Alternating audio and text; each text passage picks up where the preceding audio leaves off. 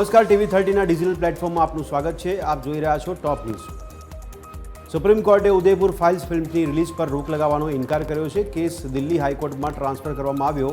હાઈકોર્ટે 28 જુલાઈએ કેસની સુનાવણી હાથ ધરશે અને અરજીઓ પર નિર્ણય લેવામાં આવશે. સાવરકર ટિપ્પણી કેસમાં રાહુલ ગાંધીને સુપ્રીમ કોર્ટમાંથી મળી રાહત. કોર્ટે સમન્સ પર રોક લગાવવાના વચગાળાના આદેશને યથાવત રાખ્યો છે. કોર્ટે કેસની સુનાવણી 4 અઠવાડિયા માટે મુલતવી રાખી. હવે દેશના દુશ્મનો ધ્રુજી ઉઠશે. ભારતે ULPGM-V3 મિસાઇલ્સનું સફળ પરીક્ષણ કર્યું. સંરક્ષણ પ્રધાન રાજનાથસિંહે DRDO અને ઉદ્યોગને અભિનંદન પાઠવ્યા. રાજસ્થાનમાં ઝાલાવાડમાં શાળાની છત ધરાશયી થઈ. સરકારી શાળાની છત ધરાશયી થતાં 7 બાળકોના મોત નીપજ્યા અને છત ધરાશયી થવાની ઘટનામાં કુલ 10થી વધુ બાળકો ઘાયલ થયાના અહેવાલ.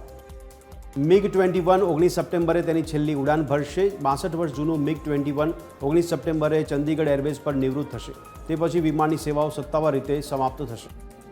ટેકનિકલ ખામી સર્જાતા જયપુરથી મુંબઈ જતી એર ઇન્ડિયા ફ્લાઇટનું ઇમરજન્સી કરાયું લેન્ડિંગ. કાર્ગો રેટ ખુલ્લો હોવાનો સંકેત મળતા ટેકઓફના 18 મિનિટ પછી કરાયું ઇમરજન્સી લેન્ડિંગ. રાજ્યમાં 48 તાલુકાઓમાં વરસાદ. સૌથી વધુ વલસાડના કપરાડામાં 6.25 ઇંચ જેટલો વરસાદ ખાબક્યો. છેલ્લા 4 કલાકમાં 5 ઇંચ વરસાદ, તો વાપીમાં 3.5 ઇંચ, તો ધરમપુરમાં 1.5 ઇંચ વરસાદ. સુરતમાં 2 લાંચિયા કર્મચારીઓ ACBના સકંજામાં. ઓલપાડના સિવાણ ગામ ગ્રામ પંચાયતનો તલાટી કમ મંત્રી અને મહિલા કમ્પ્યુટર ઓપરેટર 7,000ની લાંચ લેતા ઝડપાયા. ગાંધીનગર હિટ એન્ડ રનના આરોપી હિતેશ પટેલની સિવિલ ખાતે કરાઈ મેડિકલ તપાસ. આરોપીએ છીંક ખાતા અકસ્માત સર્જાયાનું આપ્યું નિવેદન. તો શક્તિપીઠ પાવાગઢ ખાતે 5 દિવસ રોપવે સેવા રહેશે બંધ. 28 જુલાઈથી 1 ઓગસ્ટ સુધી રોપવે સેવા બંધ રહેશે. ભક્તોને પગપાળા પાવાગઢ પર ચડવું પડશે.